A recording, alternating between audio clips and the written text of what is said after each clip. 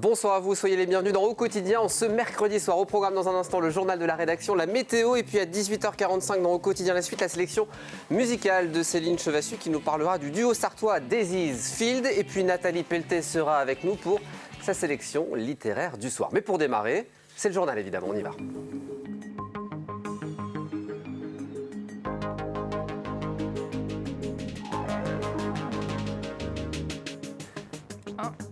Un journal présenté ce soir par Hélène Galliana. Bonsoir Hélène. Bonsoir Aurélien, bonsoir à tous. Et au sommaire de ce journal, direction Saint-Marc-la-Brière. Voilà 2 ans que l'usine de papeterie du Bourret a été reprise et le site se porte bien.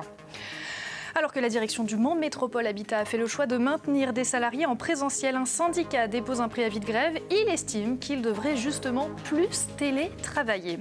L'invité de notre journal est Abdelatif Amar, adjoint au Mans à la vie des quartiers et à la participation citoyenne. Nous évoquerons avec lui l'élection prochaine des présidents de conseils de quartier. Alors, à quoi servent concrètement ces conseils? Nous verrons cela avec lui. De la pâte à papier recyclé Made in Sarthe qui cartonne, Hélène. C'est ce que va proposer la papeterie Le Bourret à Saint-Marc-la-Brière. Il y a 2 ans, c'est le couple Bourdin du comptoir général des matières premières qui a repris la papeterie pour y produire serviettes et autres nappes en papier. Mais avec la crise sanitaire, les restaurateurs qui étaient les principaux clients de l'entreprise ne passent plus de commandes. Pour autant, la papeterie Le Bourret rebondit, subventionnée par l'État à hauteur de 800 000 € pour relancer justement l'industrie en France. Elle a investi dans le reconditionnement de ses machines pour fabriquer de la pâte à papier recyclé. Regardez le reportage de Margot Bianco. La papeterie Le Bourret s'est offerte une nouvelle machine. Une fois reconditionnée, elle permettra de produire de la pâte à papier recyclée. Au travers de cette activité, l'entreprise redémarre de plein fouet pour répondre à la pression du marché. L'État impose à l'horizon 2025 que tous les papiers produits soient constitués de 25 à 40% de matières recyclées. L'ère moderne 2020-2021 et même depuis quelques années de travailler avec des papiers et sur cette économie circulaire et de recycler. Vous avez vu le plastic bashing qui a eu lieu il y a quelques années, enfin il y a 2-3 ans. Et en plus de ça, on travaille. La pâte vierge aujourd'hui vient d'Amérique du Sud ou de Scandinavie. Là, elle va venir de la Sarthe. Donc les vieux papiers vont être utilisés, désancrés comme vous avez pu le voir et remis dans le cycle. Avec ce projet, une trentaine d'emplois viendront s'ajouter aux 110 salariés de la papeterie. Ce projet, en fait, il illustre 2 volets du plan de relance. Le volet industriel, c'est-à-dire la volonté de combattre en fait, cette période de recul de l'activité par l'investissement, par la formation, et également la transition écologique, puisqu'on voit qu'avec la fabrication de papier recyclé, on valorise en fait, une matière plutôt que de la détruire ou de l'enfouir. En s'adaptant à la demande, la papeterie Le Bourret est également soutenue par la région. Avec la modernisation de ses équipements, la société peut prétendre à la subvention Industrie du futur. L'objectif, c'est bien évidemment de protéger les hommes et les femmes de notre région, le soutien aux entreprises et notamment dans le cadre de la trésorerie, des fonds de roulement, mais également d'investir. C'est important que nos entreprises continuent d'investir, ce qui va permettre de les rendre plus compétitives. Et puis après, c'est d'accélérer sur des enjeux majeurs, notamment de la transition écologique. Et nos entreprises doivent se saisir de ces enjeux-là. D'ici le printemps 2022, la papeterie Le Bourret va vendre en France et à l'étranger sa propre pâte à papier recyclée Made in Sarthe. Santé à présent et une circulation du virus en légère baisse. Dans son bulletin du mardi 2 février, l'Agence régionale de santé indique que la circulation du Covid-19 est en légère baisse comparée aux jours précédents.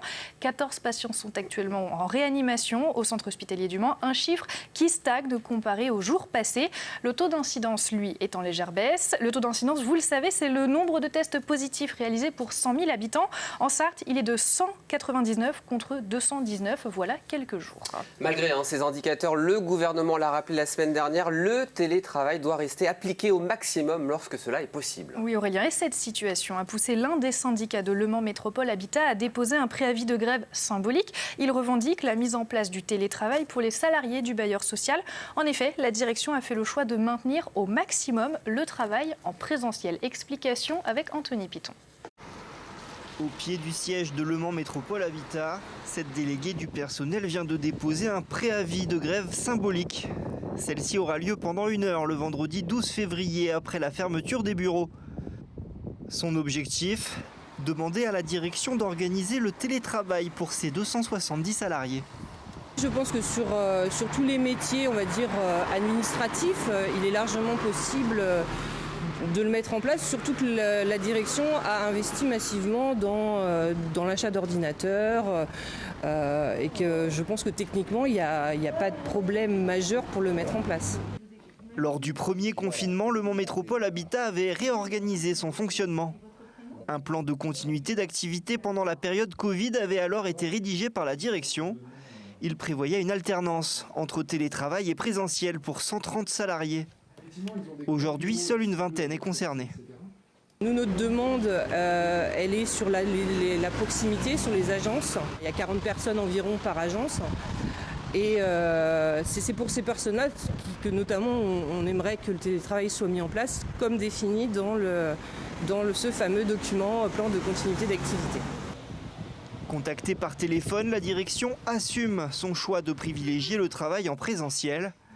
Une décision dictée, selon elle, par la nécessité de maintenir les agences ouvertes et d'accompagner ses locataires sur le terrain.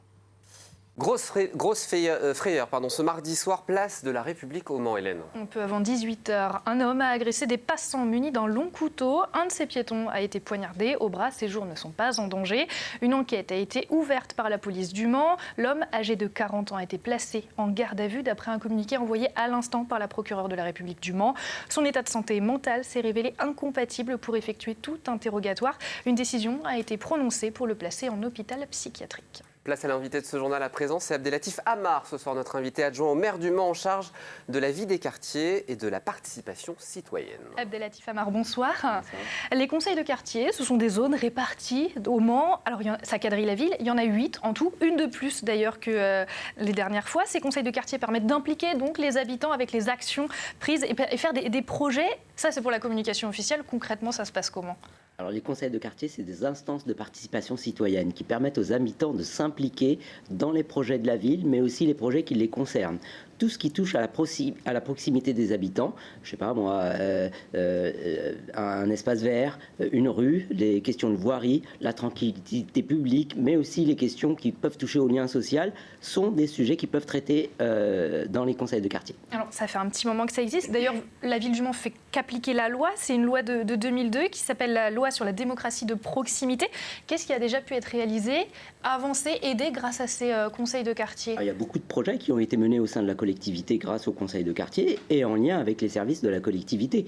En fait, on parle des sujets de voirie. Maintenant, en fait, quand le service voirie veut mettre en place un projet, il consulte tout le temps les conseils de quartier pour savoir quels sont les projets qu'on va proposer, savoir si ça correspond aux attentes des habitants. Et puis, on doit prioriser les projets. On ne peut pas tous les faire en même temps. Donc, c'est le conseil de quartier qui définit la priorité des projets qu'on doit mettre en place pour que ça serve aux habitants. Ça rend chaque citoyen acteur de sa rue au final. L'idée, c'est ça, c'est d'essayer d'impliquer les habitants dans la vie de leur quartier ou alors de leur ville.